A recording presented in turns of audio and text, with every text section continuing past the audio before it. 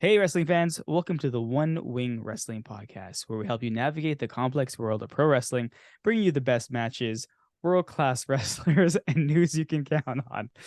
At One Wing Wrestling, we bring the elite to you. My name's Krishna and joining me, as always, is Mr. Bill Cupbush. You know we're in for a good show when you're laughing during the intro. No, you know what happens is I know the intro, and Yeah. every time I pull it up and I put it on the screen, and for some reason, I guess because I just restarted my computer, as I'm talking, something pops up in front of it. So I Of was that's why I course. started laughing. I'm like, of course, it pops up right when I start the intro. So, Yeah. hey, Bill, at least there's something to laugh about in Toronto these days, Oh right? no, I am laughing at the Toronto Maple Leafs right now because I'm like, Okay. oh, all these oh yeah, Vegas, oh yeah, all these people, the Toronto Maple Leafs, oh Leafs, Leafs, Leafs. And it's like, oh look, one game, they get blown to shreds by the Tampa Yep. Bay Lightning. Yep. Yep. It's funny. Last night, and listen, I like before I say this, I want everyone to understand that I am a Leaf fan, diehard Leaf fan. But when like you cheer for this team, and maybe you don't because you don't cheer for the Leafs, but when you cheer for What? the No, no. Leafs, Hey, hey, not you, don't get not me you, not you. wrong. I'm talking to the Oh, audience, okay. the Okay. audience, the I thought audience. you I'm meant sorry, me. And the like, audience dude, here. I'm I talking am to a Leafs fan. the I'm tough audience. loving. Yeah, yeah. The audience here. Yeah, Hmm. like you guys don't understand what it is to be cheering for the Leafs, especially because really they're the laughing stock of the NHL, and honestly, they're laughing stock of the sports world, basically, Mhm. right? That's Um, true. anything that could happen will happen to this team to the point where sometimes I think they actually are cursed. And yeah, like if you are in any type of slump or your team just can't win or do anything, just play the Leafs. It'll happen. So last night I didn't even watch the entire game. I came home and it was already 3-0 and I was like, yeah, whatever. So I was doing something and I threw the game on in the background and it got so comical because I just kept hearing Tampa Bay scoring and scoring. I'm like, are they even playing? It got to the point where I was messaging my friends and my one friend, he said, he's like, Ryan, he's like, I already changed the game. I'm watching the Jays right now, right? I'm like, oh, cool, cool. And I said, I'm not trying to be mean here, but I kind of want Tampa to score 10. I go, has there ever been 10 goals scored by one team in a playoff game? I don't even know. I go, I would love that because you know what? These players deserve it. Like this team deserves it. And I would just laugh at it because yeah, even at work today, one of the guys goes to me, did anybody watch the Leafs last night? I'm like, they're a joke. They're like, I go, that game was a joke. I go, honestly, like Leaf fans could come out and defend, oh, it's the first game jitters, blah, blah. Listen, if I paid money to go watch them, $500 for like, let's say the nosebleed section for the game like that, right? And they put up that show. Oh, woof. Oh my goodness, right? Could you imagine? I This I is why. I would ask for a refund. I'm like, Yep. I want my But money back. let's face the music, man. You go to a Leafs game in the playoffs and you spend that kind of money, you get what you You deserve. deserve. Uh-huh. Because you should Agreed. know by now the problem with the team, the problem with Leafs fans is this do or die. If you're a real Leafs fan, you will support them No, 100% no matter what. Do you know what that's got you? nothing. Futility since 1967. Futility.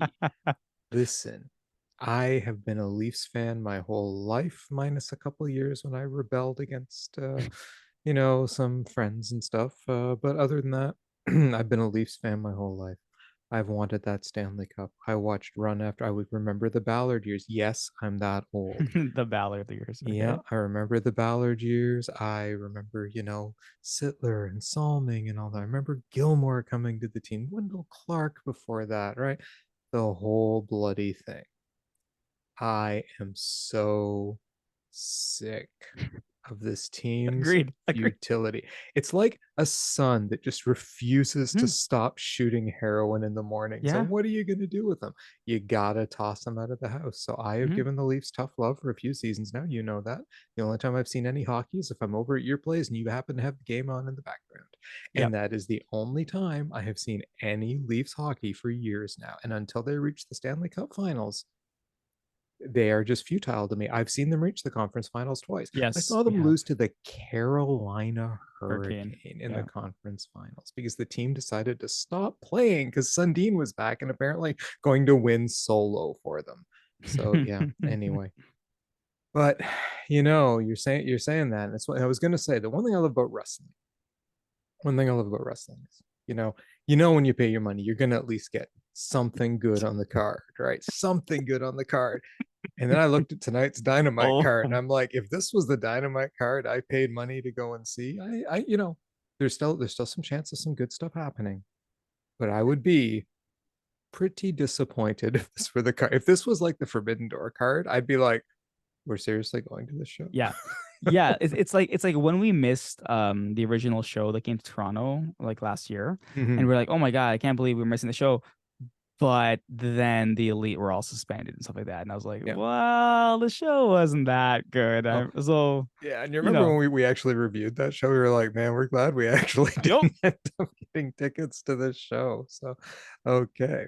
So yeah, we do have a Dynamite card tonight, and we do. perhaps that is what we're here for. After all, this is not the Toronto Maple Leafs bashing show, but since we are from Toronto area, although right now I am in Victoria, BC, Canada, and it's only 4:10 in the afternoon here. But I'm loving this afternoon Dynamite stuff, man. This is great. But anyway, so tonight what we're gonna do is we're gonna watch Dynamite. We are gonna predict it first. We're gonna go through the cards, see what we like, see what we don't, see if and talk about which matches we think will be the best, see if we think anything will reach the Omega level. Then we're gonna watch the show, we're gonna come back. We're gonna go over what happened and did anything reach the Omega level? Were we right in our predictions? We shall see. But to do that, we need to go through the card. And tonight we only have 4 Yeah, I saw announced that. matches. Usually we've 4. had 6, but tonight Mhm. we only have 4. And I did check like just minutes before going on the air, nothing. So we'll start off with we have 3 segments that are announced. The first is Chris Jericho is going to confront Adam Cole face to face. Oh, by the way, it's coming to us tonight from Pittsburgh, Pennsylvania at the Oh, Peterson okay. Event Center. Hence, Yes, Britt hence on the one of the card. matches. Yes. So I mean, this match, it's a match. This confrontation, kind of, it's okay. So it's Jericho, it's Adam Cole face to face. Like they did the whole Jericho did the whole walk off because he thought Adam Cole celebrated too much. Then Adam Cole came out last week and did the same thing when Keith Lee got beaten up. So yeah, kind of. I want them to make me interested in this match, right? I'm kind of like, okay, I'll watch it. Like, yeah, it's Adam Cole, it's Jericho, 2 great guys. Make me care about this match. I don't care about this match right now, right? It's just 2 guys who just because like Adam Cole's angry because Jericho came out and grabbed his buddy, his like one like he grabbed why am I forgetting his name now? Daniel Garcia, right? So Adam Cole's upset about that. So he came out and did the same thing, right? Because remember, Jericho didn't do anything, right? But Jericho said he didn't like the fact Adam Cole celebrated so much in the ring. Don't disagree. Tony Yes, Khan likes celebrating a lot. he Um, does. but yeah, I don't care about any of that stuff. It's more like, okay, well, give me a story here. I don't really have anything to work with. So yeah, I'm hoping something happens and they kind of progress the story. And if 2 people can do it, like I mean, I have nothing but faith in Chris Jericho, right? And Adam Yeah. Cole's pretty Oh yeah. awesome too. So yeah, just make me care about this match. Yeah. I mean, if 2 guys can make me care, it'd be these 2 guys, but I'm with you. I don't really care about this match right Mm-hmm. now. It's like, okay, Adam Cole and Chris Jericho. Yippee. Like, why? Because, oh, he glanced I at know. him. Oh no, he looked at him wrong. Like, what is this? Schoolyard gang war Yes. 101? I don't know. I don't care. And to put Keith Lee into the whole thing, and suddenly Adam Cole and Keith Lee are buddies after like, didn't like one of them put the other, like, I don't know. I can't even remember exactly how it happened, but weren't they like just beating the crap out They of were. each They other had a not that video long of ago? like of Keith Lee like throwing Adam Cole onto like the railing. So I'm like, okay, I guess, or the barricade. I guess they're over that now. Of Whatever. course, they're over that. It's wrestling, right? That's true. That's true. We're also going to hear from the AEW World Tag Team Champions, FTR. I'm hoping this is us finding out who their next challengers are, right? I would have preferred FDR wrestle on the show. You know what I mean? Like defend the tag team belts on the show. But hey, maybe this is gonna start the feud. Really weird choice today because, like, again, only 4 matches, so I don't understand why they couldn't just add something else. But yeah, I'm just kind of hoping, like, I'm wondering who is going to challenge FTR. You know what? I hope the Wingmen challenge FTR when they come out. Yes. Peter Avalon and Ryan Nemeth come out and challenge FTR. I would just be laughing the entire time. But It would be a solid match. yeah, but you know what? I'm curious where they're going with this. Um, is it just you, or like this card seems so weak? You're assuming something's happening, Something has to right? happen. There's got to be Yeah, more matches. There's got to be yeah. something happening. Aussie Open's got to come out and take those belts away from FTR, something like that. I mean, they are, after all, the current belt collectors They of professional wrestling. fair enough. So yes, no, it's something like that, right? I mean, I I'm kind of interested in what they have to say just because I want to see where it goes. Yep, I mean, yep. something needs to happen. This whole show looks like something, with the exception of maybe one moment, where nothing's really Mm-hmm. happening, you know? Yeah, I no, I mean, agree. hopefully, too, in the next thing, we will hear from the elite, and maybe that's where something might happen. What do you think? Yeah, this is where I am most like. Well, obviously, this is this what I'm most excited about this entire show. To be completely honest with you, hearing from the elite, maybe a confrontation with Hangman. Maybe Don Callis is there as well. There's a lot of things spinning, right? Like, obviously, I'm thinking the Blackpool Combat Club they're coming out. Like, there's gonna be a challenge. They're They're gonna going to throw down the run them gauntlet. over with a car in the parking lot before they even get there. Yeah. Some things. Something's happening here, right? So it is interesting. There's so much story going on at once right now that it's like, okay, I love it. Let's find, and I'm very very excited for what's coming next because there's so many things, right? Like this Takeshita, um, and what's his face? Why am I forgetting the Go to Golden Lover's name? Ibushi? Abushi, yeah, right. And like then there's Hangman issue with Kenny Omega because I don't know if you saw being the elite this week, I did not. but so what's it called? Dark Order comes in and they confront the elite, and they're not really confront the elite. They're like they started like, kind of joking around because that's what Dark Order does, and then the Young Bucks and obviously John Silver and Reynolds. They were like, "Well, where were you last week when Hangman's getting beaten up?" And they're like, Mhm. "Well," and the Dark Order were like, "Well, we weren't really booked, so we were we were at home, right? So we couldn't help them. Like, where were you?" And they kept going back and forth. And Kenny started getting upset. He's like, "You guys want him? Take him." He's like, "Why are we Mhm. fighting? Why are we doing this? Why are we fighting over this guy?" Yeah. So there's still something there. And then you see it ends with Hangman in bed with his eye patch on, makes him look like a pirate. Um, and he's watching like the beatdown and the Bucks coming back with Kenny and stuff like that. And then there's a message from the Dark Order to him saying, "Hey, we miss you. Hopefully everything's." It says John misses you, stuff like that, right? So I'm like, okay, very interesting, like things that are happening, but yeah, this Kenny Omega thing isn't going away. Like he does not want to help Hangman Page, right? So this is so cool because he actually made the comment. He's like, no, it's a Blackpool Combat Club versus us, not Page, right? Mhm. And I'm like, interesting, right? So again, back to this, I'm more excited about this than anything else on the card tonight. Oh hell yeah. Well, one, it's the elite. Two, it's the Yep, elite. Three, it's the elite. it's the elite. So yeah, it's the elite. So of course I'm excited about this. They can go out there and talk about anything. I'll still think it's half decent in all likelihood. Yep. So yeah, no, I'm intrigued. 'Cause I've been I've enjoyed this storyline an awful lot. I want Mhm. to see where it's going. I want something to happen. Like Same. this whole show is just like something needs to happen. Happen. Yep. So this segment can't just be them going out and saying Blackpool Combat Club, you suck, let's fight. And I No. think I'd also be disappointed if it was just the elite going out saying we're really angry at the Blackpool Combat Club, and the Blackpool Combat Club comes out and they have a big pull apart. Like yawn, I've seen it before, right? Yep. Like something interesting, something different, something intriguing needs to happen tonight. Yeah. No, I We haven't I had something like that in a little while. So I think tonight I really agree. they really need to pull the trigger in Britsburg. Yeah, Um, no, you're right. So yeah. yeah, hopefully.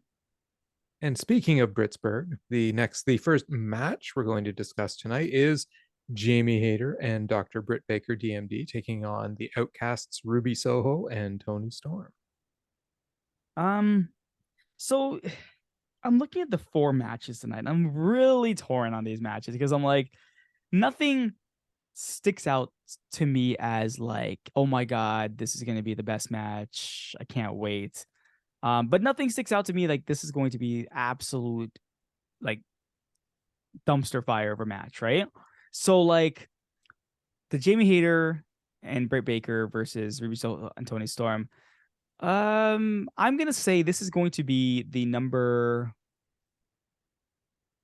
I'm gonna say number number two match. I'm gonna give it number 2. I was going back to 3 and 2 and 3 and 2. I'm gonna give it number 2 spot. Just because I think these ladies can put on a good show.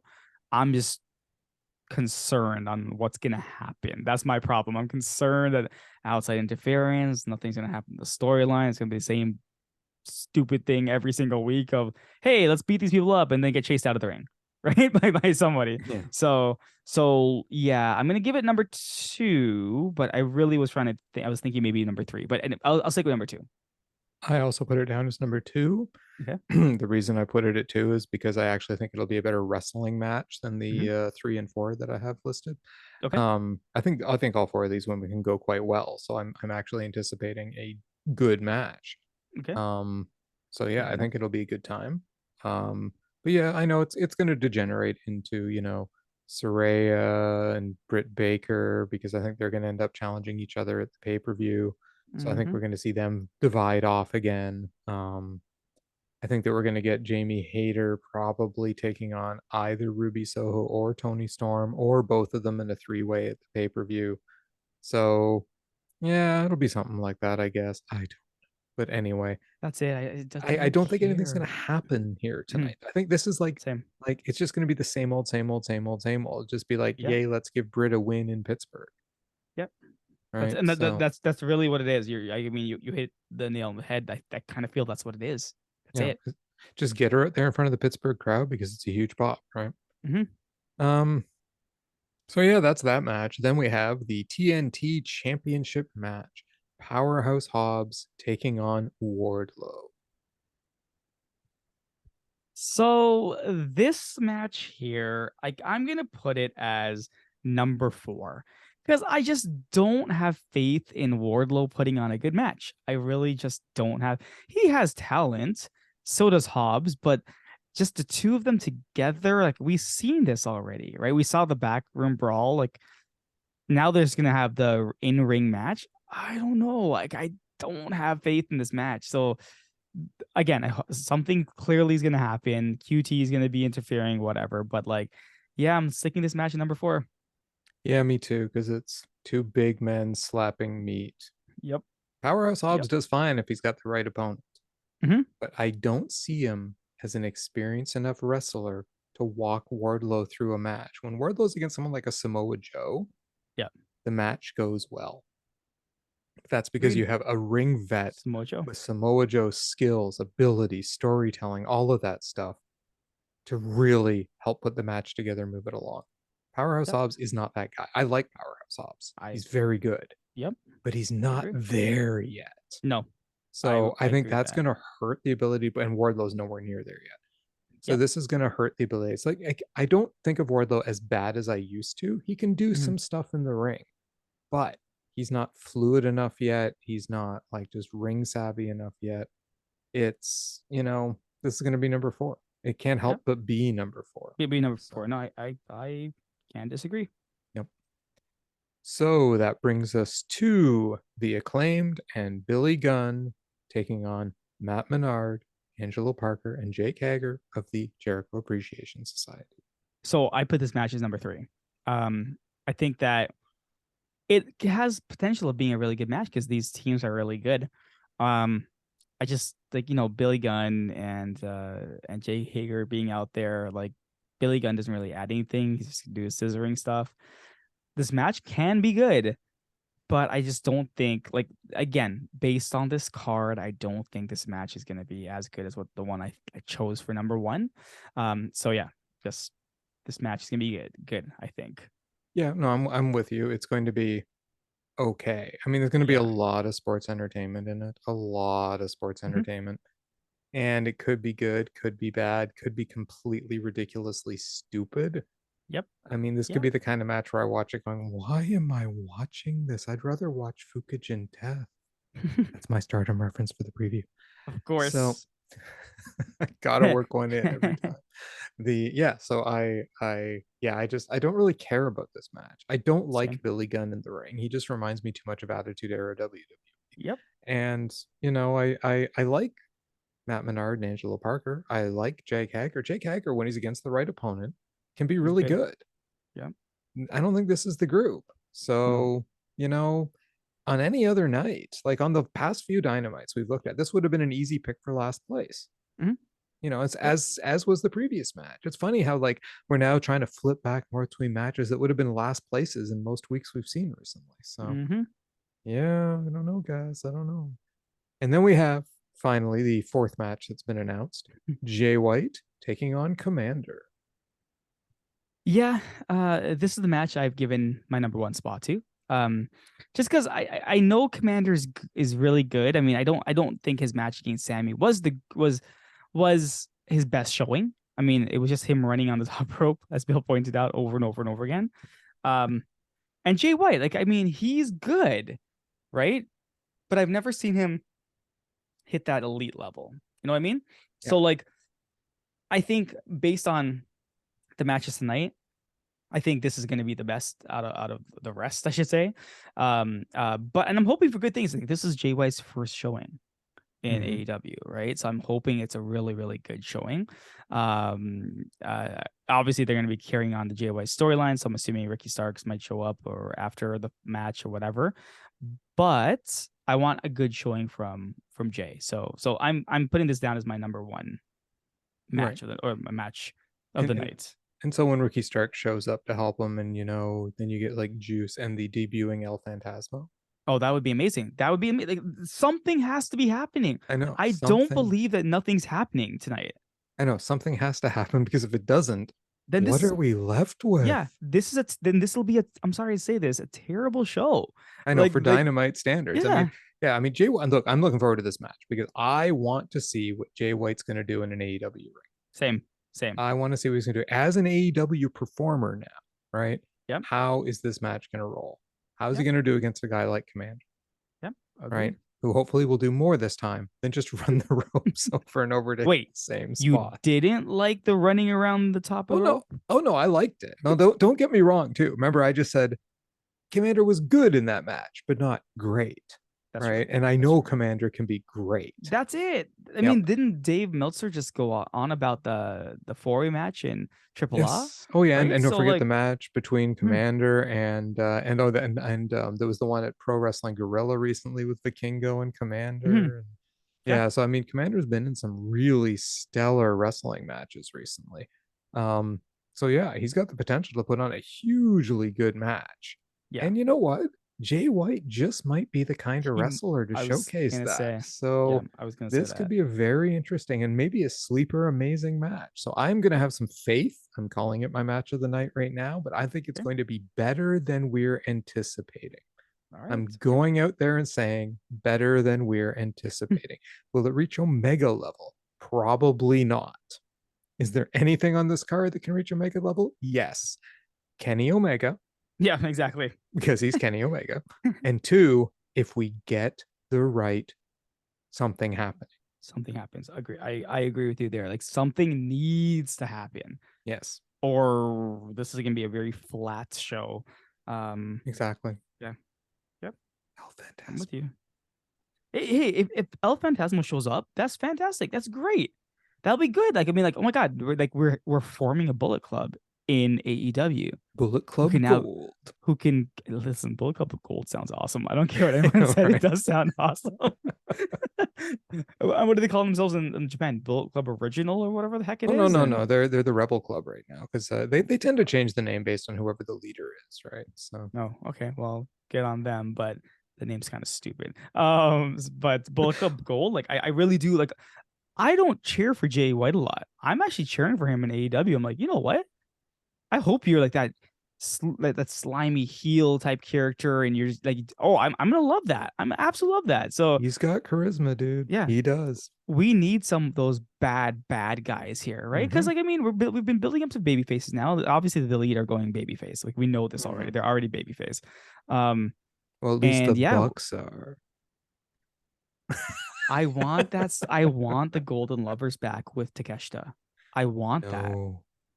Like that's a trios match. The Golden Lovers and Takeshita uh versus Bucks and Hangman? Hangman Oh my at God. in London, I think would sell out. Well, I don't know if sell out, but would sell tickets for Oh, damn sure. it would move a lot of tickets. Yep. Never underestimate how the British wrestling fan too is like very inside. Yeah, exactly. They're smart. Hmm. They understand, right? Yeah. So that's why I'm like, I get it. This is like it's gonna be exciting. Oh I'm very yeah. very curious. Like Yep. and I want that story. I want that Hmm. now. Right? So I know. Let's get something going, people. We just seem to be in such a holding pattern right now, right? So but what's Takeshita done recently? I'm pretty sure I watched Dark and Elevation this week, and Takeshita was not on either show. no, but He you know who wasn't on was? Rampage. Maki Ito. Makito, you're right, you're right. But they weren't there. So, or sorry, he wasn't there. So what's happening? Is he like and what's happening? Okay, listen. That when they showed the Don Callis injury, oh my god.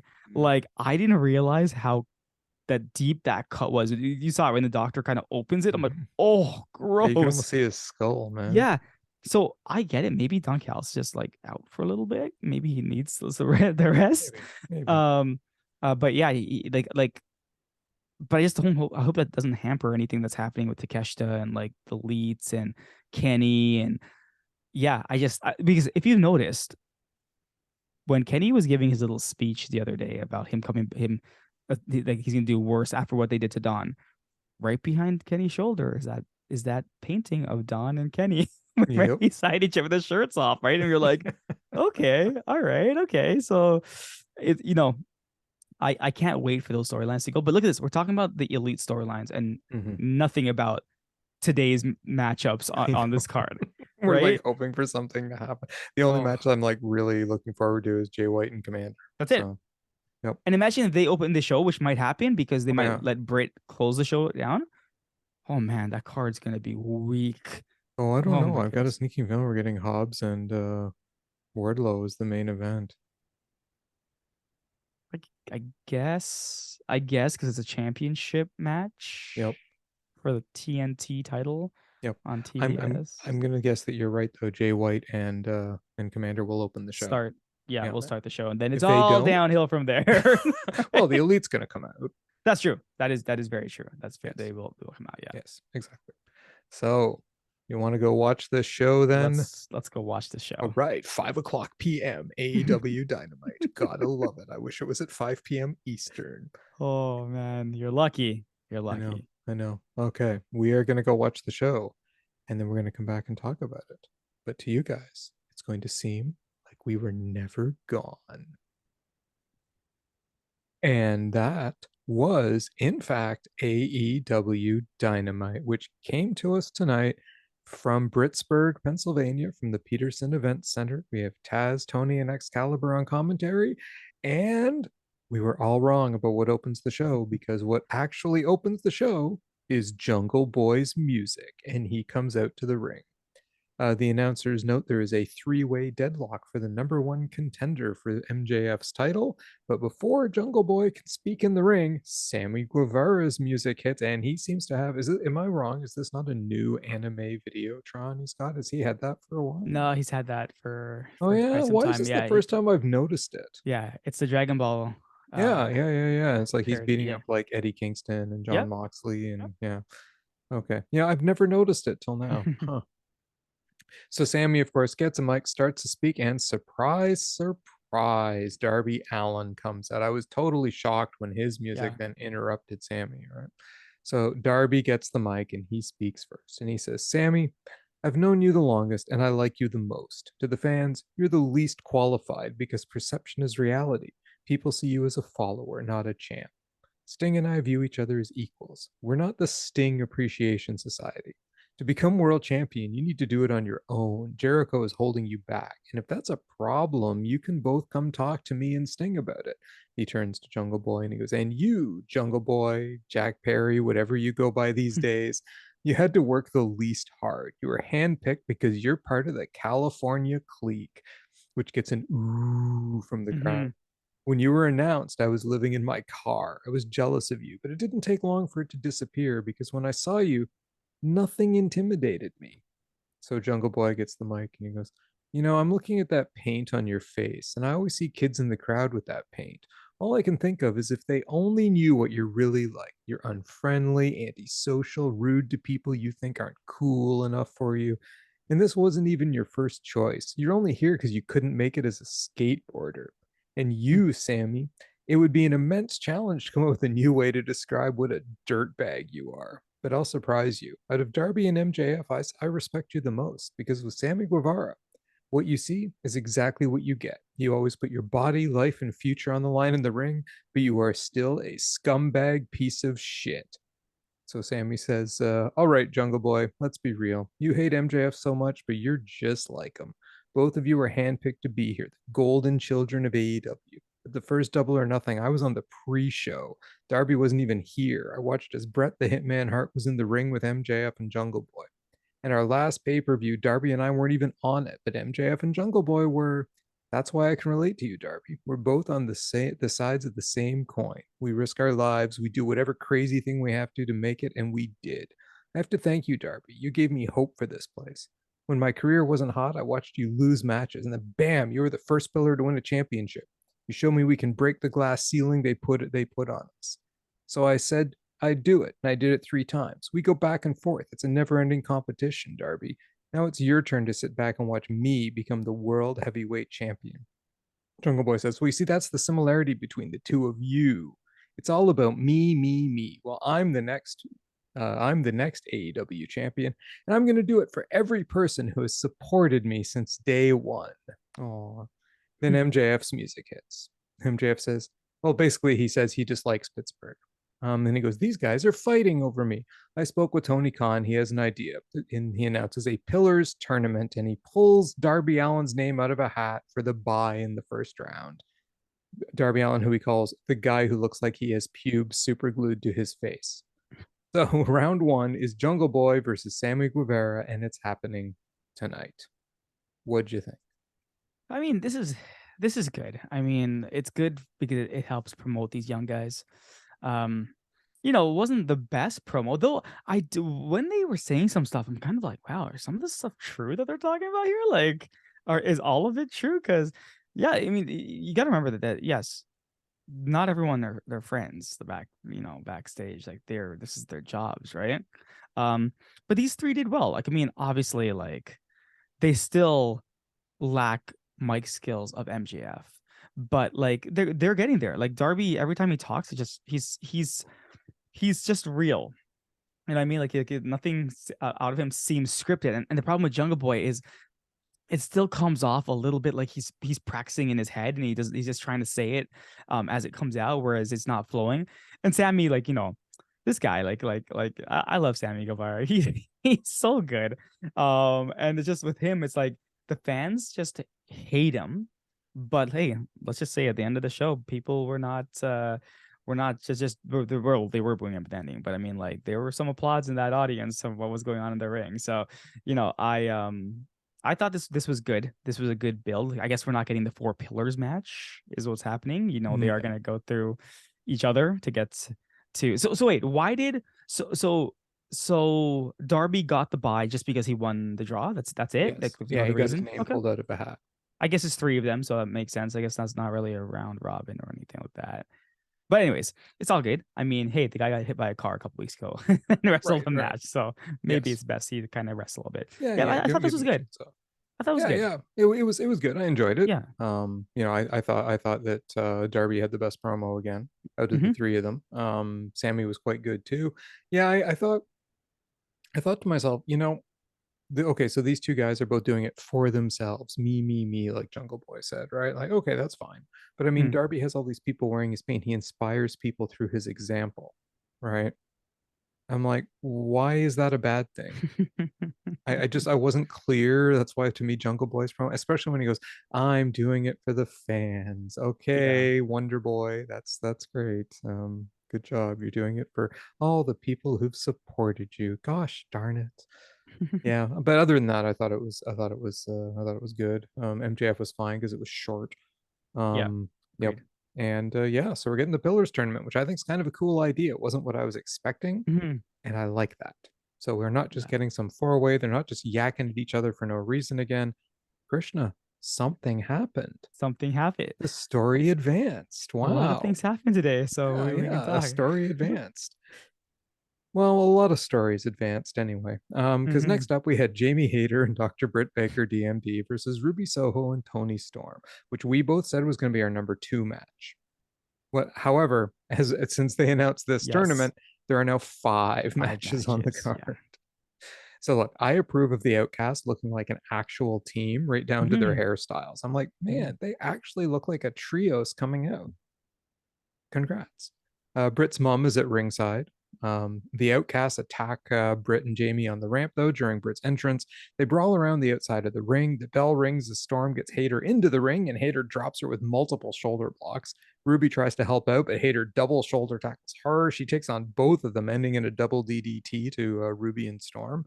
Saraya tries to interfere, but Hayter gets the better of all 3 of them, ending with Storm being crashed into the guardrail. But back in the ring, Toni finally kicks her and hip attacks her off the apron with Ruby's help. Toni then comments how the Outcasts look like a cohesive unit as the Outcasts work over Jamie. Like, are you listening to my thoughts, Toni?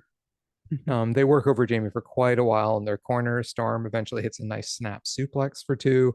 Saraya gives the knees to Hayter on the apron with the ref distracted. Hayter finally hits a neck breaker, makes the hot tag. Baker nails a sling blade on Storm and a thrust kick on Soho, then plants Storm into the turnbuckle with an STO. But Ruby distracts her and hits a German. Baker comes back with an air raid crash for 2. They hit the ripcord stereo elbow strikes. Jamie hits the hate breaker. Baker hits a butterfly suplex. Baker hits a sliding lariat, but the high stack pin is interrupted. Actually, I think it was Hayter that hit the sliding lariat. My mistake. Soho drills Britt headfirst into the turnbuckle. Storm hits the hip attack with the ref distracted. Then Saraya nails her with the belt, and Storm hits the let's sit down with Toni. But Britt kicks out of the let's sit down Hmm. with Toni. So Storm tags out and wrecks Hayter on the outside while Ruby goes for a superplex on Britt. But Britt fights out and hits the Panama Sunrise for 2. She follows up with a curb stomp, but Ruby kicks out of that. She locks on the lockjaw, pun intended, and Ruby taps out. What did you think? No, this was a good match. I actually thought was a well done match. The good guys won. Britt in front of her hometown, obviously.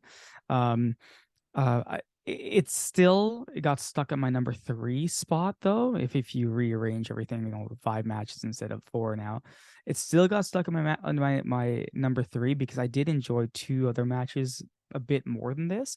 But overall, I thought it was a good match, and things to come later on in the show. Like I was like, okay, interesting.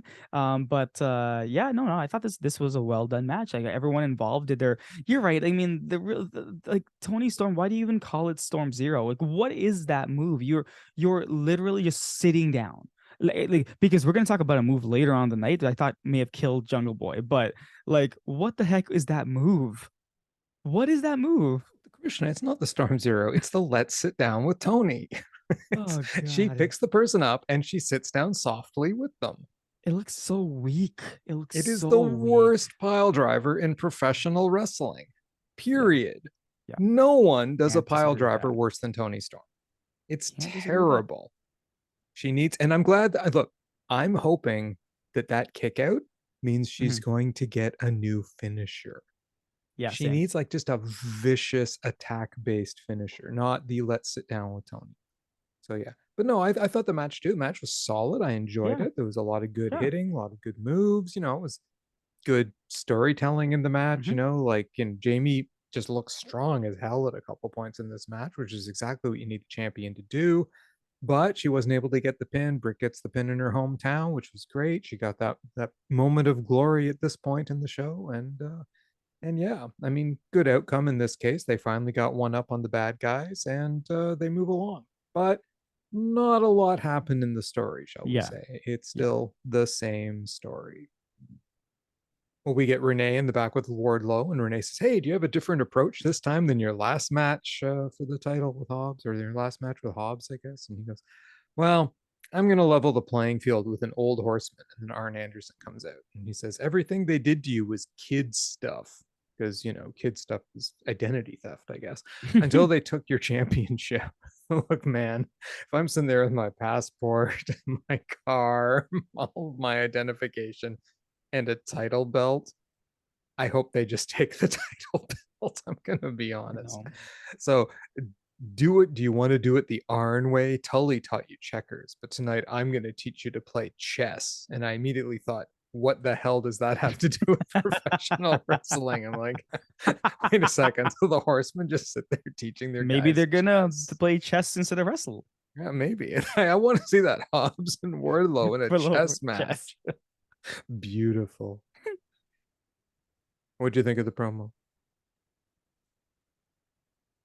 My thoughts are they don't know what they're doing with Wardlow. That's my thought here. Okay, Okay. that makes sense. They're gonna have him That, play chess. Okay, yeah, cool, cool, yeah. cool. My thoughts are like Tony Khan sees Wardlow as a big draw, Mm-hmm. but also doesn't know how to push him because he's not great on the mic. He's really not, as we know from his Mm-hmm. previous promos. He's not good in the mic, right? Right. Um, so I guess they kind of throw Arn in here, but Arn doesn't really add much to it either. Because now I'm like, wait, Arn, where's your son? Aren't you supposed to be with your son somewhere? But hey, Look, we've who am already I? established the fathers in AEW don't give a rat's They ass about don't their care. sons. Yeah, Okay. yeah. So, anyways, yeah, no, this was just kind of like it's one of those promos where I'm like, I don't, yeah, whatever. I Yeah. was like, whatever. Yeah. Precisely. Whatever's a good way to put it. Yeah. And then Carry On Wayward Son hits, and immediately the Mhm. first thing that goes in my mind is, I want Battle Cry. This is the Supernatural finale song. But you know what else happened to that exact moment? That exact moment, and I'm not lying when I say this, the sun came out. All of a Ooh. sudden, sun shone into my room. I'm like, whoa, what a coincidence that the sun comes out the minute the elite come to the ring. Wow. Anyway, Kenny gets a mic and he says, these past couple weeks have been some of the most difficult of his life. The Blackpool Combat Club are four of the most respected wrestlers on the planet, but that was before you made my friends and family bleed. I'm having trouble sleeping, seeing that screwdriver in the top turnbuckle. The one thing I would change about that is taking the screwdriver out of the turnbuckle and plunging it into your face, John Moxley. So Kenny wants to commit murder. He wants to kill Moxley. It's on record.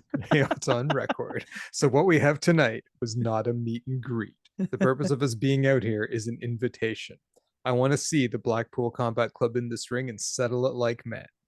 And then Brian Danielson appears on the screen. He goes, talk about amateurs. You have interview time and you come out and say you don't have much to say? Who's going to pay to see interview time from a bunch of amateurs? Nobody pays to go see open comedy night at a comedy club.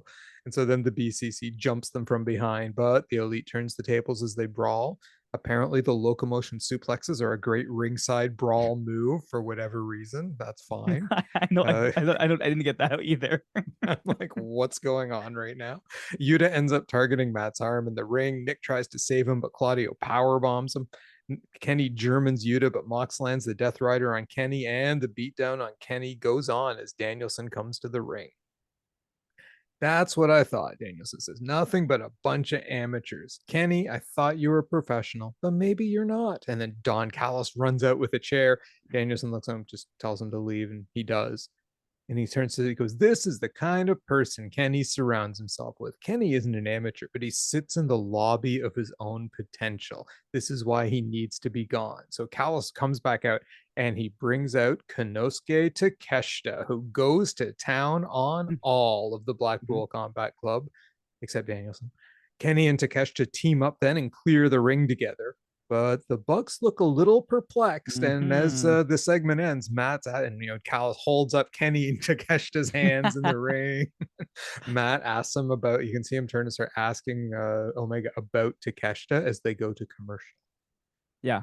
No, the segment was great. Like first off, when Yuta attacked Matt's arm, holy crap.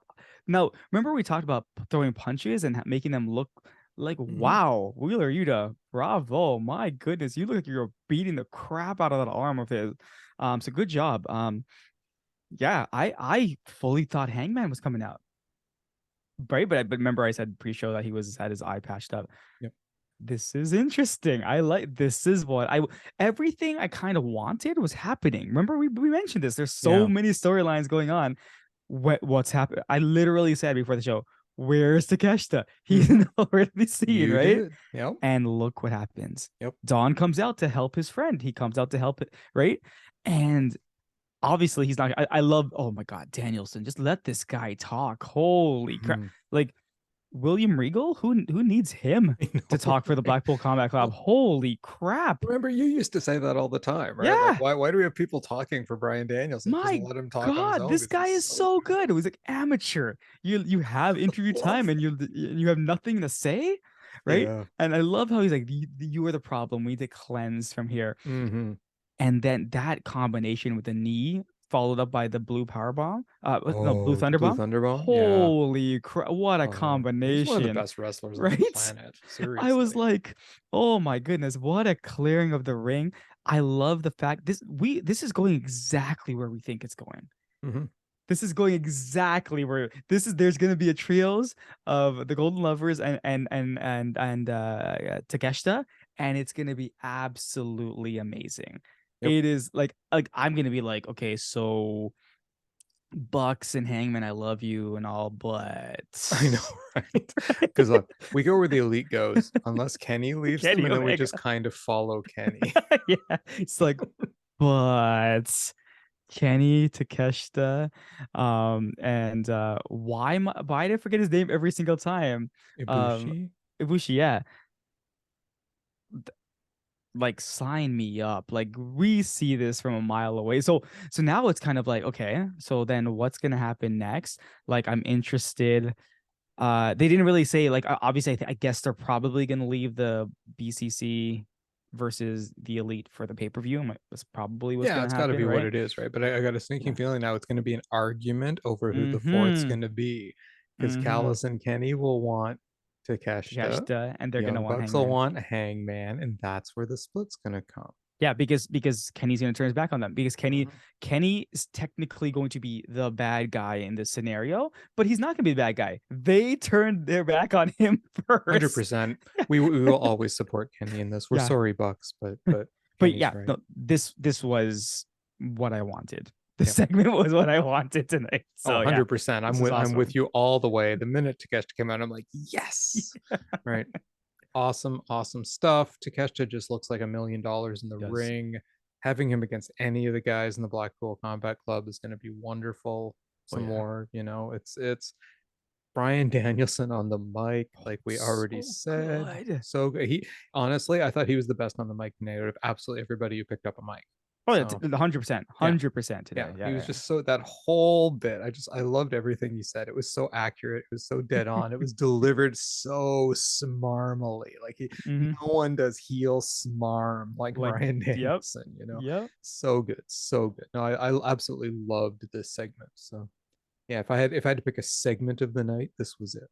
yep. Agreed. And then we follow it up with the TNT Championship match.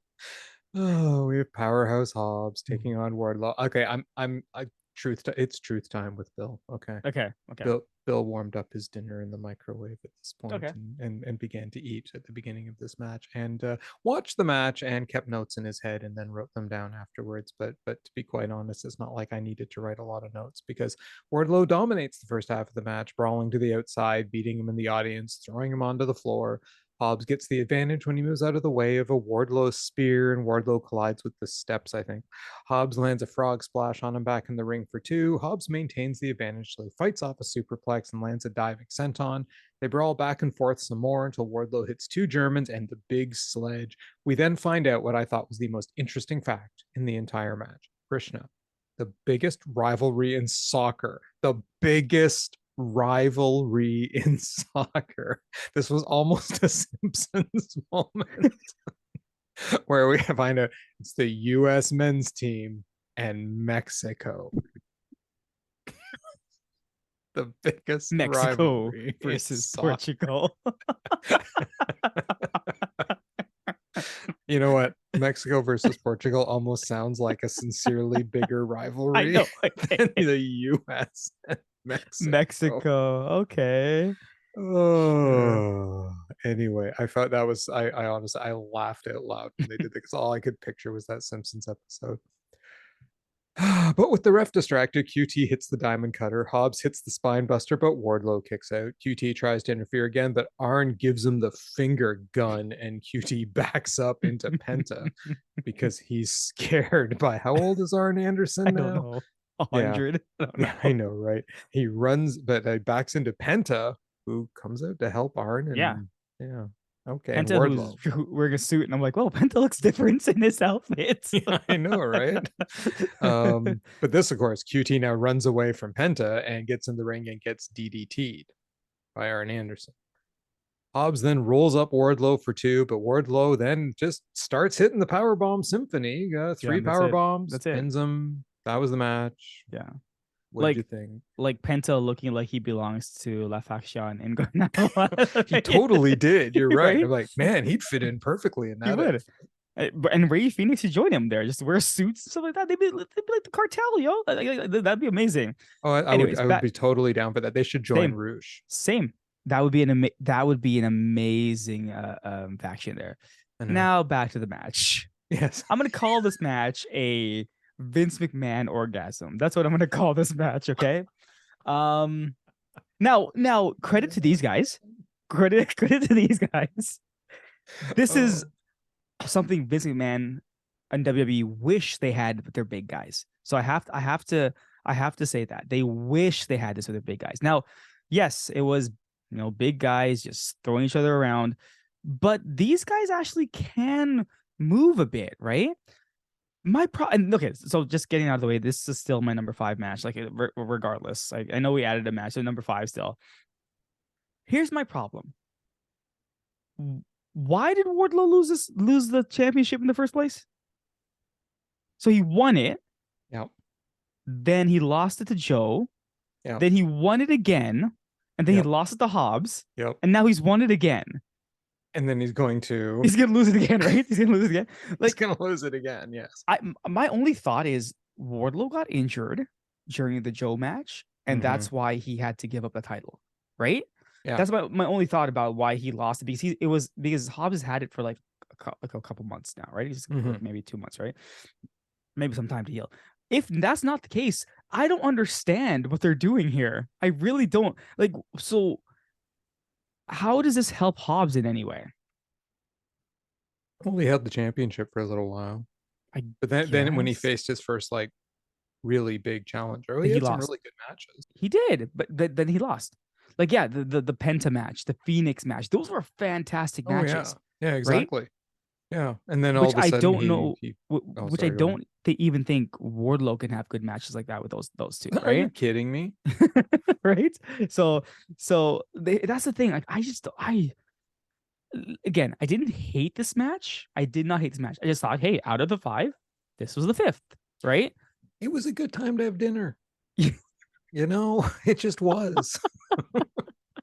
So, I enjoyed my dinner. I watched 2 big men slapping meat, AEW style. You are absolutely correct. Yeah. This is still better than 2 big men slapping meat in WWE. Yeah. But you're right also, this is a Vince orgasm match.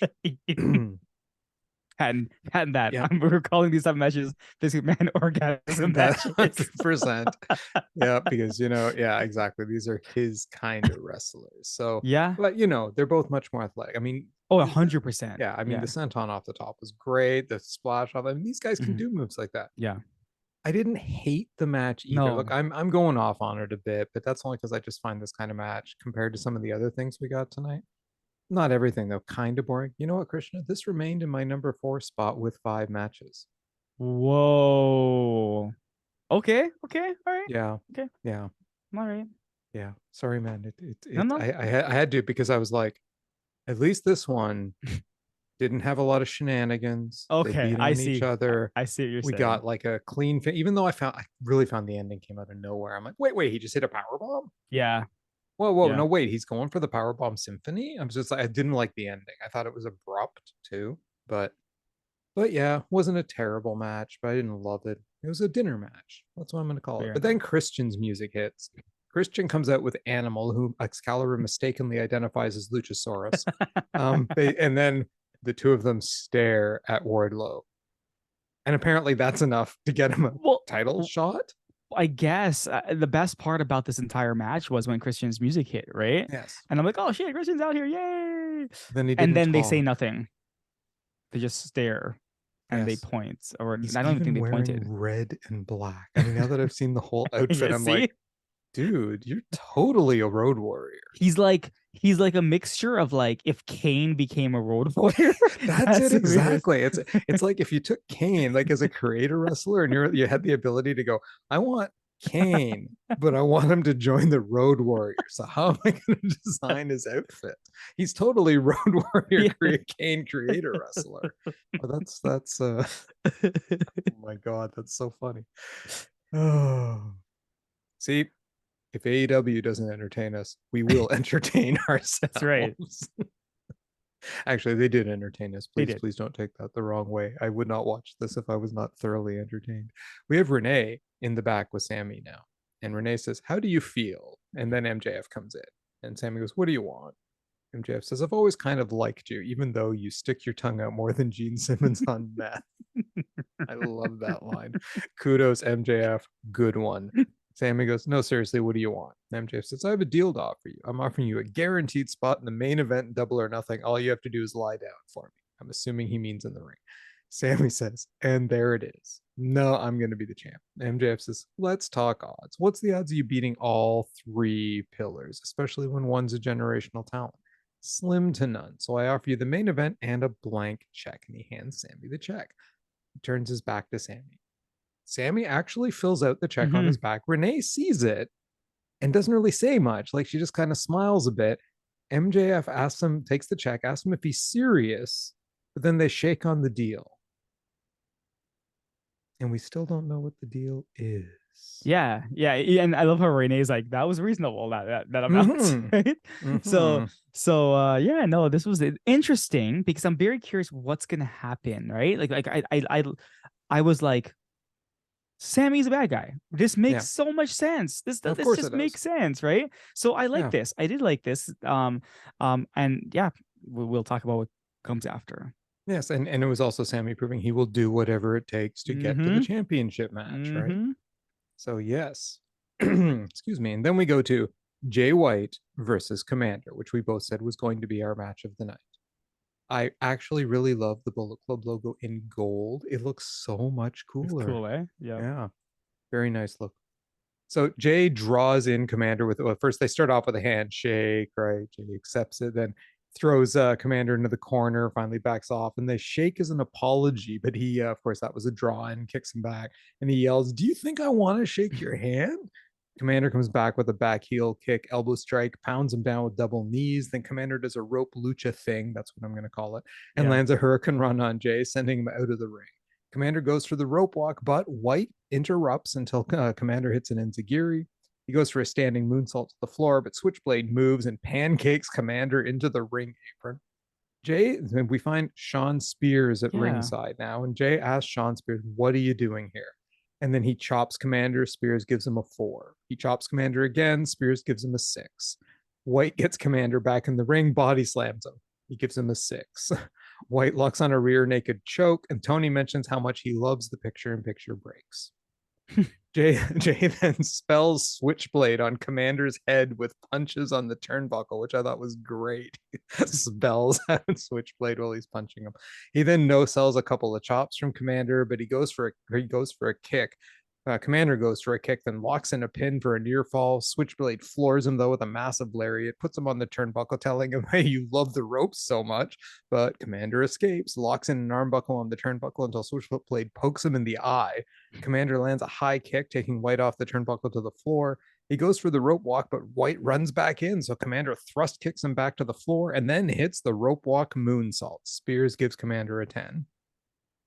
Komander then hits a rope walk shooting star press, but he couldn't get an immediate cover, so White kicks out. He then hits a springboard Phoenix Splash for 2. He goes to the top, but White dodges the Phoenix Splash. He goes to the Blade Runner, but Komander reverses into a back armbar, but Switchblade reverses again into the Cutthroat Suplex and the Blade Runner for the 3. What did you think of the match? I had a great time with this match. I actually like. I was never a um New Japan Switchblade fan, but I'm feeling like I'm becoming a AEW Bullet Club Gold Switchblade fan here. There's just something about this guy, like like his charisma or whatever it is, but he is fun to watch. And this match against Komander was really good. Like, remember we complained that Komander all he did was run around the top ropes the last match against Sammy.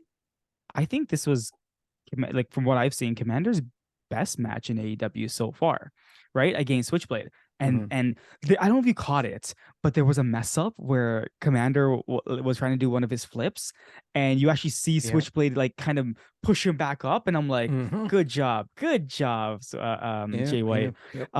You can see like you see this guy, like the veteran in this guy, like doing what he knows to do. But yeah, no, I love this match. I thought it was great. I gave it my number 2 spot, right?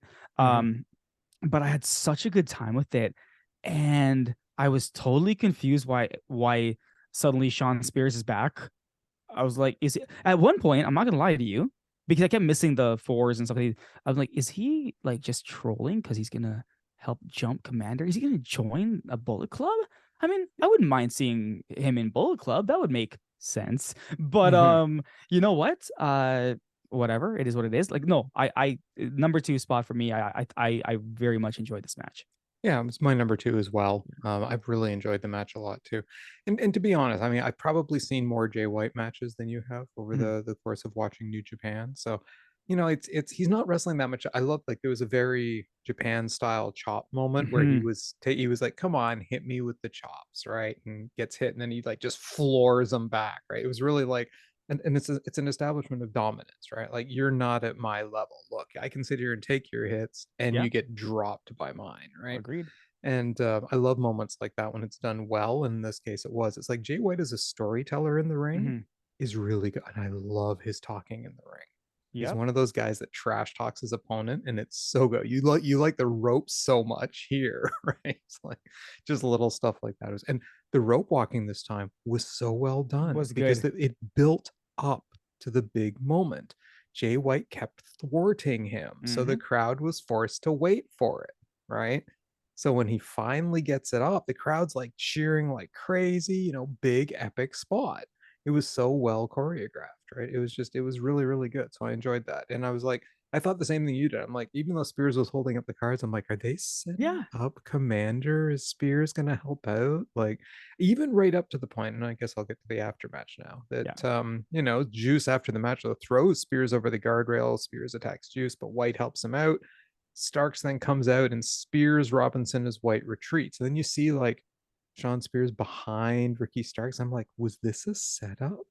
Like, is he about to jump up? But no, he doesn't, and he just seems to be with Ricky Starks. I just read it as, yeah, so now it's 2-on-2. All that means is El Phantasmo is joining. Yeah, we need a third now, right? Right? Because the That's Bullet Club all it always means. has to outnumber Yeah. their opponents. It So, means El Phantasmo is coming very shortly, right? I really hope. Shawn Spears, like I, I don't He know would what have to been say. interesting as a member of the Bullet Club, but I Yeah. mean, as dude in the cool like vest hanging out behind, he is kind of dressing like a Ricky Starks clone, He though. is. He is. Yeah, agreed. But like, weird. It's just weird like Yeah. very weird combination of those two. Yeah, because in my opinion, it kind of, Starks for me sitting in that weird middle ground where you're really teetering on, do I think you're gonna get good, or are you gonna Hmm. fade into rock wannabe Yeah. irrelevance to me? Right? Because, he was really hot there for a while. He cut a couple promos that you liked more than I did, but they were still decent promos. And he's faded into near Yeah. irrelevance since. And now I Yeah. think he's just going to be a jumping board for Jay White, Yep. Great. because Jay White has like more charisma than Yeah. Ricky Starks. 100%. Yeah. So, and then now Ricky Starks is going to be saddled with Shawn anchor weight Spears. Cool. Okay. Whatever turns your crank, guys. Unless, of course, Spears manages to rejuvenate himself. He's still I playing the same numbers gimmick, yeah. though, that he's played for like what, 15 years now or something? I I don't even hope so. know how long I he's been hope doing it. so, man. Like I really hope so. Yeah, it's okay, guys. We get it. You were 10 in NXT and you had a bit of a run as like a really popular guy who did 10 to the audience. You need a new gimmick. Yeah. Agreed. Yes, learn from Jericho. Then we get Renee in the back with FTR. And she says, guys, we're going to have an interview to talk about your titles, but Mark Briscoe is being tended to by medical. And she conveniently has a TV behind her. And she goes, here's the footage of people tending Mark Briscoe. No, people beating on Beating up. Mark Yeah. Briscoe earlier. And so the FTR is very distraught, and so they go and see Mark Briscoe. But he's also with, Jay Lethal and Jeff Jarrett. His new guys are there with him, and they're all arguing. Now Briscoe wants to go take out the guys who beat him, but they're like, "No, man, you're hurt." He didn't look hurt at all. Yeah. No, man, you're hurt. And so they're arguing over who gets to help Mark Briscoe. So, Lethal and FTR argue, but Briscoe says he wants four of them to go after him, and he picks FTR, Lethal, and Jarrett. Yeah. You know, remember I said, hey, FDR, I hope they really rejuvenate this tag team division. Yep, you did I say guess you can't that. have everything, right? Yep. I don't hate this. I really don't, because it's kind of funny, right? Like I don't hate it, but it's still kind of like, you know, like why can he just get jumped by two people and then Briscoe chooses just FTR to go face them, right? Have the tag champs go out there and beat the crap out of whomever. Because it was Sterling's gang that beat them up, Mm-hmm. right? Yeah, Yeah, I think so so. why not? Like the Trust Buster, whatever they're called now. Um yeah, I don't I don't know. It's so weird. Yeah, it's like, we might as well just call them the AEW World Sports Entertainment Tag Team Championships, It's 4 yeah, now we years, got Bill. FTR. 4 years. Oh my god, they go off the Acclaimed. We're like, yes, they're back on Serious Wrestlers. And this is their first program? Yeah, weird. Really? Weirdness. Weird. I don't know. Yeah, it's like where are all the good tag teams and what are they doing? They're on dark. Yeah, that's the That's what only they place are. you see real tag teams anymore is like Yeah. dark. Yeah. Yeah, it's just bizarre. It's bizarre. We've literally entered into the deletion verse or something. Someone deleted the tag team division. Anyway, then we have Chris Jericho confronting Adam Cole face to face, and apparently Adam Cole's mother-in-law loves him. No, it wasn't his mother? That was his mother. Oh, I thought it was his mother-in-law. Oh, Yeah, yeah, okay, his yeah. mother Also, was okay, there maybe I too. misheard because I thought it said Adam Cole's mother is here as well. But maybe it's right. Maybe his Oh mother because Britt and him are not married, are they? no, that's a good point. So maybe it Yeah. was his mother. And the only reason I say mother is because I'm like, wow, Adam Cole looks just like his mom. Because I'm like, his mom looks Maybe just I like him. misheard then. I just thought, I was like, wow, that's a pretty big reaction from a mother-in-law. Yeah, so I think it's his Congratulations, mom. dude. Yeah. Yeah, okay, so I got that wrong. My apologies. Anyway, Adam Cole gets the mic first and goes, Chris Jericho, I studied and idolized you. A lot of my foundation was inspired by Jericho, even my catchphrase. I read your first book and said, someday I want to be like Chris Jericho. And now we're in the ring together for the first time ever. So let's start by saying, I have a ton of respect for you. So Jericho offers him his hand and they shake. And that was the end of the segment. They respect each other. They've confronted. No, I'm kidding. So Jericho then says, Adam Cole, baby, I'm glad you said those kind words. I've watched a lot of your stuff recently, and I want to say from the bottom of my heart that I have zero respect for you. I think you're an arrogant son of a bitch. You interrupted my championship celebration to give Keith Lee a handshake. That's unacceptable for a talent as legendary as Chris Jericho. You're lucky I don't slap your face right now. And Adam Cole says, lately, I and the people in Pittsburgh think you're a bit of a jagoff. How hypocritical can you be? You surround yourself with the JAS minions. But when did you last look in the mirror and ask who is the real Chris Jericho? An egomaniac that has the JAS win his matches for him? Or is he the GOAT, demigod, the champion? I think the real Chris Jericho, though, is an immature, fickle, stupid idiot. And don't forget, you wanted to confront me. I'm right here. So now what? And Jericho says, I'm not a jagoff, first of all. And second of all, you don't impress me. You never want to meet your heroes. In this case, it's 100% true. You don't want to meet me. If you're smart, you'll turn around and get out of the ring Jericho built right effing now. And so, Adam, what are you going to do about it? They brawl until Garcia shows up, of course, and they both beat him down. But running out to save Adam Cole is Britt Baker. She runs down to the ring for the save and slaps Jericho. But then, crawling out from under the ring, that's right, under the ring where they were waiting for this exact moment, because they had this super elaborate plan worked out where they knew Adam Cole would get baited by Jericho. And then because Adam Cole was being beaten down by two guys, Britt Baker would 100% chance run down to the ring for the save alone and allow the outcasts to beat her down. So they stayed under the ring for I don't know how long, waiting for Britt Baker to come out. So they beat down Baker while Garcia handcuffs Cole to the ropes. And he gets this long ass handcuff, yeah. And he handcuffs the actual handcuff ring to the ring post with Cole's hand in it. Like, what is it? One notch into the handcuff? Couldn't he just rip that open in 2 seconds flat? But no, he's apparently handcuffed, and he's got like the rest of the cuff there he could have used as like some kind of whip. I don't know. It was a long ass handcuff, and they only used a cuff. So Jericho now gets the deadliest weapon in professional wrestling, the kendo stick. And he looks like he's going to beat down Cole, but then he doesn't. He hands it to Saraya, who then, in front of her boyfriend, gets beaten down with a kendo stick, with Cole screaming to let her go. So apparently, Jamie Hayter and all the other women in the building have left the building because not a single person comes out. Also, Adam Cole has no friends. He is more of a pariah than Hangman Adam Page. And that was your segment. I like the segment. You know, it was. I thought Jericho was hilarious as always. Adam Cole's okay. I mean, whatever. I thought that when they started beating down Hangman, when they started beating down Cole, I thought, oh my God, is Kyle O'Reilly making a return today? Just the way that they were playing it up. I was like, holy crap, this is gonna be what a fantastic show. Yes. And then Britt's music hit.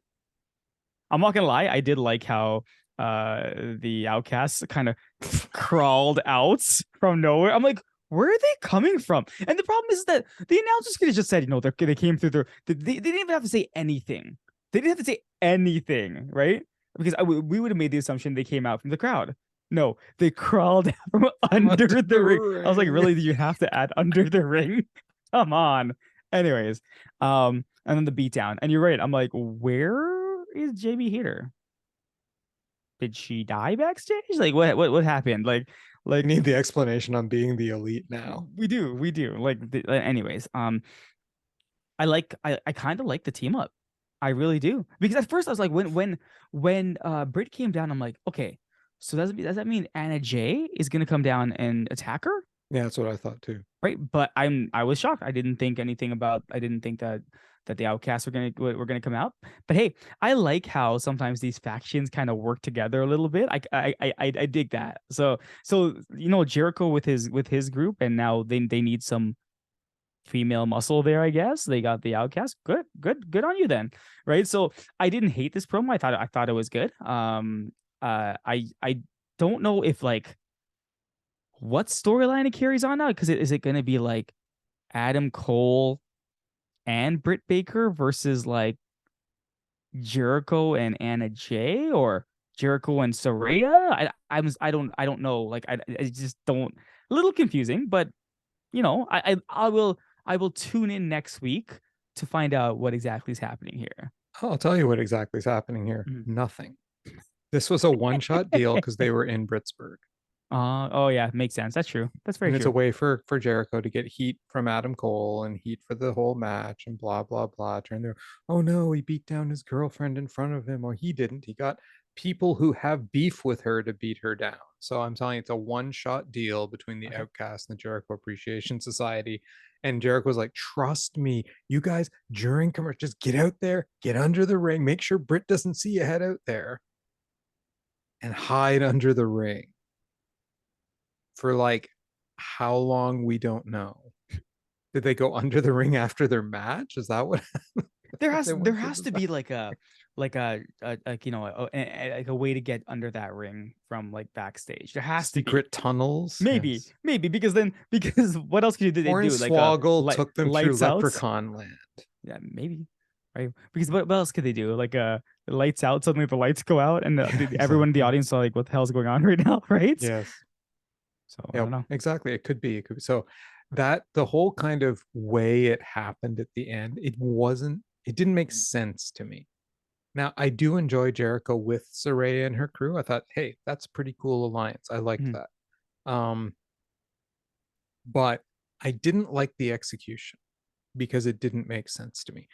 Adam Cole just being handcuffed like that.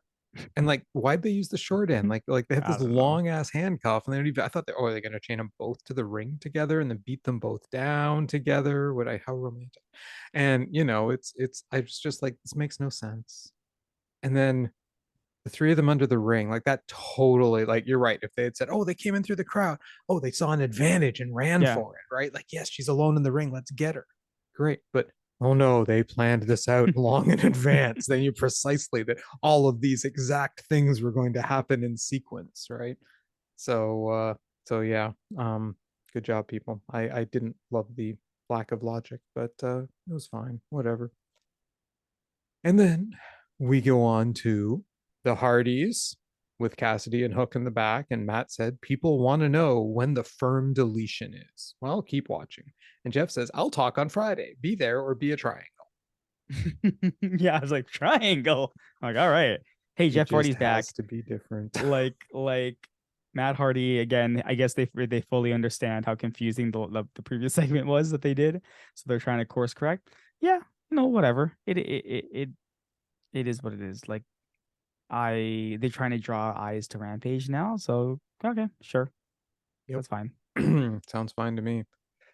Can we talk more about Hardy's Cassidy?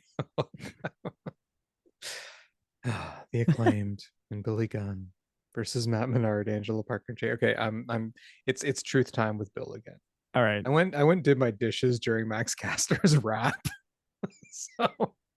so did he say anything significant? Because I missed the whole thing. No, he's just insulted. They actually blanked out a couple of things from it, so I don't know what he was actually saying in some Oh, points, but well, I wasn't really paying whatevs. attention. Yeah. Well, you mean they may not have blanked them out on my version? I should go back and check No, maybe. now. But yeah, the one time they blank stuff out, I decided to go do dishes, right?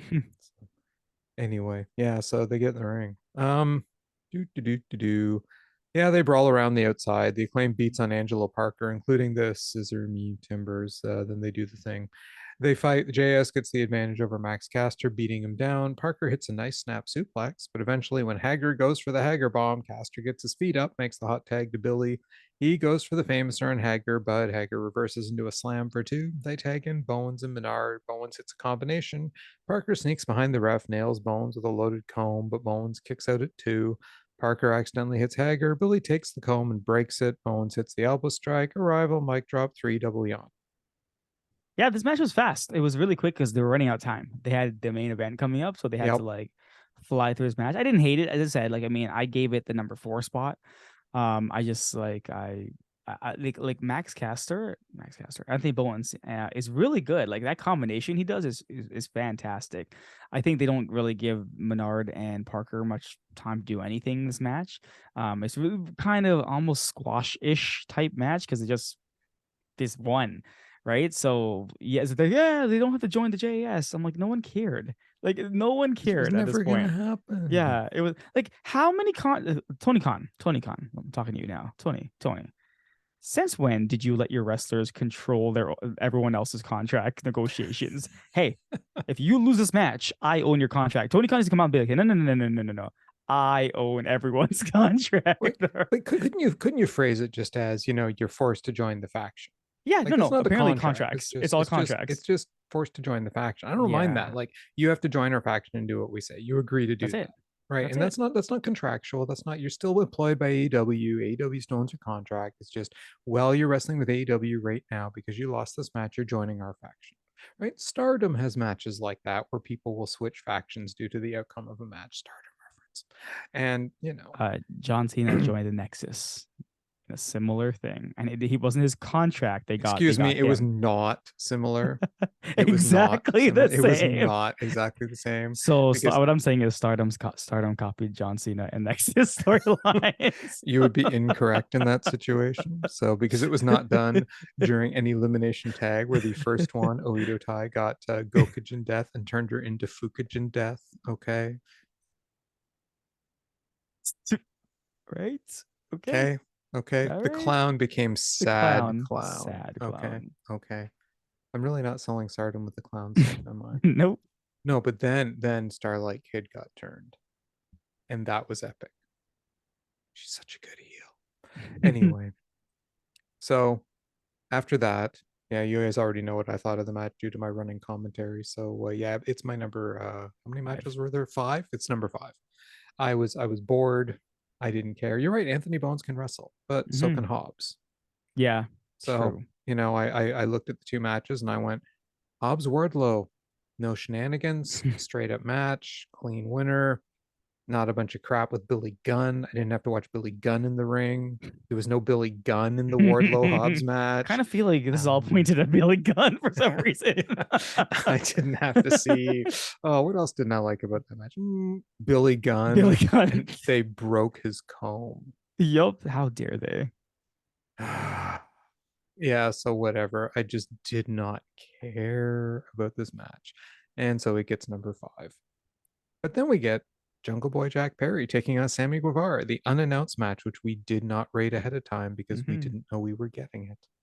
But everyone can do the math now and figure out where Krishna and I both ranked this match for obvious reasons because Perry drop kicks Sammy out of the ring right off the bat and hits a tope suicida, throwing Sammy back in the ring, but Sammy just bounces back and nails a tope con hero. Then Jungle Boy hits a hurricane run off the apron. Sammy hits a top rope Spanish fly, and both go down. This was like the first, 30 I seconds of know. the match. I'm like, holy crap. When they get back up, Perry goes for an apron power bomb, but Sammy blocks. They go back and forth on the apron until Perry hits a thrust kick. But when he jumps off the middle turnbuckle, Sammy nails a knee strike and then a Spanish fly from the apron to the floor to a light holy shit chant. Sammy gets to his feet first and launches Jungle Boy over the guardrail. They brawl into the crowd and sit on fans. Yeah, I you yeah, saw that, right? They're actually yeah. sitting on that one They're fan actually sitting twice. and then they change places and the other Yeah. guy sits on the same fans. Sammy gets the advantage again, sending Perry over the rail to the floor, then chopping him back in the ring. Perry comes back with chops of his own and a comebacker lariat. Jungle Boy gets Sammy onto the apron again and finally hits the apron powerbomb and then a diving Canadian destroyer in the ring for 2. He goes to the top again, but Sammy kicks the rope out. Sammy goes up and and goes for a shooting star press, but Jungle Boy dodges. Sammy hits a thrust kick, then a diving cutter, followed by an implant DDT that just Oh, looked like he killed yes. Jungle Boy. Sammy then goes for the GTH, but Perry counters into a poison Rana. He goes for an elbow, but Sammy lands and a poison Rana Boys of are his on it. Yep. own. I'm like, holy crap. Perry lands an elbow strike to the back of Sammy's head, and both are down. They then slap each other from their knees as they battle to their feet. Jack lands a knee strike. Sammy goes for one of his own, but Jack counters into the snare drop and just a wonderful counter. Mhm. Sammy reaches the ropes. Jack puts Sammy into the tree of woe, though, but Sammy escapes and drop kicks Jack face first off the turnbuckle Oh my into the god. timekeeper table. And he misses the table. Oh Oh, my not god. totally. I think he hit exactly as he was supposed to hit, to be Oh. quite honest with you. We'll talk about that in a sec, but I Mhm. actually think he didn't miss where he was aiming. Perry goes to get in the ring, but Sammy distracts the ref as MJF punches Perry at ringside with the diamond, the MJF, Yeah. his diamond ring thing. Sammy tells the ref to finish the count out. Ref does. Darby is disgusted in the rafters. Sammy and MJF hug, and Sammy moves on in the tournament. Yeah. No, this match was fantastic. Like these two guys, my goodness, those poison ranas, like these moves they were pulling off, like they showed why the AEW, like they are two of the four pillars. They showed exactly why that they are. Um, Jungle Boy taking these bumps, like that move that Sammy pulled. I don't even know what they call it. That like kind of like reverse whatever it was. It literally looked like Sammy killed Jungle Boy. So I thought that this match itself was like, again, number one match of the night. Fantastic. These two guys. You know what? I actually did not mind the ending at all. I did not mind that ending. Cause yeah, AEW has interference endings and stuff like that, but this made sense because Sammy was paid off. Now, what happens, right? Like what happens next? So it's very interesting. I'm excited to see Sammy versus Darby next week. That's going to be a match. Kudos to Sammy Guevara becoming the new John Cena. John Cena, if you didn't notice that, where they're like, "Let's go, Sammy. Sammy sucks." Right? I was like, "Oh my god!" They're literally chanting, "Let's go, Sammy. Sammy sucks." I'm like, "Kudos to you, man, because you deserve it." But it doesn't Mm. matter. As much as they hate you, they can't deny that you are on the elite level of wrestling, right? So you know what, like these two guys, I could watch them wrestle forever. They're so fast. Their moves are so crisp. That diving Canadian destroyer, Oh holy my crap. God, tell me about it. Holy crap. I was like, what is happening? Spanish fly from the apron, the poison ranas back to back. I'm like, what the heck? Right? And they both landed perfectly, Yep. right? So yeah, no, match of the night. Like these two outdid themselves, right? I Mhm. I just think like, hey, we have a storyline going. We're having fantastic matches on top of that. AEW, you have something here. Like, Yep. yo, you have something here. So Their keep it main going. event picture involves four young talents, right? Yes, yes, Hmm. exactly. And it's working brilliantly Yeah, because this just added a story element to it that's intriguing and interesting. What did Sammy tell MJF that he wanted? Right? We don't know. mhm, And MJF's quite happy with it. And they celebrated together in the ring. So who knows what it is? I'm intrigued. I'm mhm, interested. It's added a story element to this whole thing. It's not just, yeah, three guys who want to beat on MJF now who all have their own motives. It's something's gone on with Sammy. MJF has played it brilliantly. He's mhm, playing the incredibly intelligent heel. mhm. I like it. Right. But that's the thing, right? Like, I mean, like, even if at the end of the day, at the pay-per-view, it's MJF versus one of these three, Hmm. and then the other two just fight each other in another match, like, I'm no offense to MJF, but the other two fighting may just steal the night, right? Because they're so good. Hmm. Um, yeah, I'm in. I'm in for this. Yep. Like, heck, I didn't think I want to see Darby Allin versus Jungle Boy because I'm like, they don't have any heat. They're nice guys. They like each other. Apparently not. Apparently not. Right. Yeah. So yeah, AEW has done a masterful job in building these four pillars Yep. up. Yep. Like, we complain about storylines stuff like that. You know what? The ones we have been working out pretty well for the most part. Most of the ones that we Yeah, have, yeah, oh right? yeah, for sure. I mean, some Yeah. of them kind of stall a bit, but Yeah. we got some moving tonight. But to Mm-hmm. go back to this match, I loved the match too for all the reasons you did. Mm-hmm. Fast. I mean, my God, there were moments in this match I went, holy crap. Holy shit. Yeah. Right. Yeah. Yeah, exactly. It was great. It was absolutely great. I enjoyed it. And I actually thought that that was exactly what they meant to do with that drop kick off the top. Because if you That see was how he dangerous. lands, Yeah. Yeah. I don't know if it was as dangerous as it looked. Because really what it amounted to was, if you really look at it, it was Jungle Boy jumping that direction off the turnbuckle. Yeah, He yeah. had his arms up completely. He landed totally safely on the top of that table with his arms in the way, right?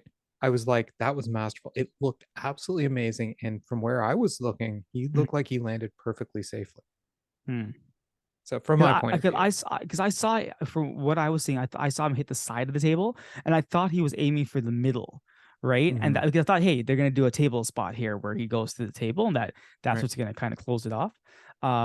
But when he hit the side, I'm like, did they miss that table, or what's happening here, No, right? I didn't. I honestly thought it looked exactly what they were supposed to Mm, do with the table. mm. Like he hit the edge of the table, which is fine. Yeah, Flipped the table, blah blah blah. I mean, it accomplished what it was supposed to do, and it was really just him jumping to the floor. yeah, yeah, Right. I mean, it looked way more spectacular, I think, than it actually like ended up with the landing. Like that's why I thought it yeah, was such a good spot because I thought, wow, they did that. It looked freaking amazing. I just yeah. took him. I went, holy when he got They're launched off there. this Like match out was of just nowhere, he amazing. Yeah, just drop kicks yeah, him off the turnbuckle. I'm like, you yeah. never see that. And I Yep. thought, wow, what a masterful landing. Yeah, All right. yeah. I love this match. So Yeah. yeah, no, it was absolutely great. Loved it. It was clearly my match of the night too. It was so funny because the minute they announced this match, I'm like, Yep. okay, I'm pretty sure I know what Krishna's in my Yep. match of the night's gonna Changing end it. up being Changing now. it. I'm like, yep, this will be match of the night. And we were correct. So, did anything on the show though reach the Omega level? I'm gonna give these two guys an Omega level rating because I thought what they did was absolutely fantastic. And if that table spot was planned, bravo. You had me fooled. You had me like, holy crap, but the Jungle Boys and I'm sorry, that move that Sammy pulled, that weird kind of like pile driverish thing. Tony Storm learned that. That looks deadly. That looks The implant deadly. DDT. Yeah. Yeah. Oh my goodness. I couldn't. I didn't. I'm like, I've never. I thought Jungle Boy broke his neck at that point, right? I'm like, holy crap, right? Great So yeah. move. No, bravo, kudos to both these guys. Like they are the future of AEW, and they proved it tonight. They I proved don't know it. if So I'd quite give it an Omega level rating. I would give it, this is an incredible match. Omega level. I'm gonna have to say just borderline no, but it's real close. oh, It so just good. needed a little bit more storytelling in the ring for me to go Omega level. They went Mm. back and forth a lot. There was a lot of like spot, spot, Yeah, spot, yeah, spot, yeah. spot, spot, spot, spot. Hello, spot match. I know Hello. it's right up your alley. And Spot I'm like, fest. and I was sitting there going, because if I had to go storytelling match of the night, I'd be like the Jay White match was right up there The for Jay White match is picks. fantastic. Yeah, Yeah, yeah, yeah. I like honestly tonight I was like, man, am I a Jay White fan? What the heck's going on right now, right? Yep. But I always was pretty much in his corner because I saw his matches surrounded by, some of the best wrestlers on the planet, yeah, right? And he had the unfortunate problem of following up Omega yeah, true. and Osprey at Osprey, Wrestle yeah. Kingdom. And that just, his style of wrestling is not Kenny Omega and Will Osprey, right? Like honestly, like if at the pay-per-view, Hmm. Forbidden Door or whatever, Jay White says to Okada, I want a rematch. Not for the because Hmm. he doesn't have the belt, whatever. I want a rematch against you. Right? I'd be like, I'm in. I'm in Yep. for that match, right? Oh yeah, So 100%. because we know, first of all, it's not going to be the main event, so it Hmm. doesn't have to be overshadowed by anything, and those two guys can go. Hmm. So yeah, I am all in right now. So yeah, it's great. Like I'm happy to see Jay White here. I didn't think I was going to be as happy as I am to actually see him here, to be honest with you. But yeah, for his little time he's been here, just the promo he's cut, the match he's had, I'm like, yeah, this guy fits in. He Hmm. really does fit in here. Yep, exactly. And I think that we'll get to see him do a lot more of the style of wrestling that he's comfortable doing than he would have in, say, a WWE ring, because Oh he'd have yeah, to do that style. I'm not so sure that he is as much a WWE style of wrestler as maybe we both commented in the past maybe, occasionally. I maybe. think that we're seeing that he's got a lot more in him than that. So yeah, I was very impressed. Again, not Omega level, but quite No, enjoyable. great. No, No, yeah, it's yeah. great. For It's a me, good I match. think the only thing that I found Omega level on it was the appearance of Konosuke You know, Takeshita say it coming out again. to save the elite, because Takeshita's my Oh, boy. when when the Golden Lovers reunite, that will probably hit the Omega level for me because we knew Takeshita's gonna come out eventually. Yeah, you're right. We didn't think it was gonna happen today, but when Ibushi comes out, I think that's it. When Kota Ibushi comes out, I think that's what's gonna be like. Holy crap! I think, and I'm pretty sure they're probably gonna save that for pay per view. Like you don't release that on regular TV. Like you save that for the pay per view. The only thing that will beat that is when I hear Stardom music hit in an AEW ring. And then Julia comes out, or Club Azumi. Venus music, and I'll be like, Club oh, Venus. come on, I hope guys. Club Venus versus who do we have the Club Venus can face off against? Club Oh, Venus versus Sky Blue and Willow Nightingale. and And Riho. we need a third person. Who are we gonna Marina Shafir? There you go. I've given you your match. Club Venus would absolutely destroy them. Look, for all I hate their theme music, at least they can wrestle. Oh man, I mean, Jesus. Anyway, yeah, yeah, that would kind of suck, but yeah. But we're not here to talk about Stardom, We're not. sadly. Definitely not. Talk about Stardom. Damn. But for now, as the great one always says, goodbye, everybody. Mwah, and good night. Bang. Good night, everyone.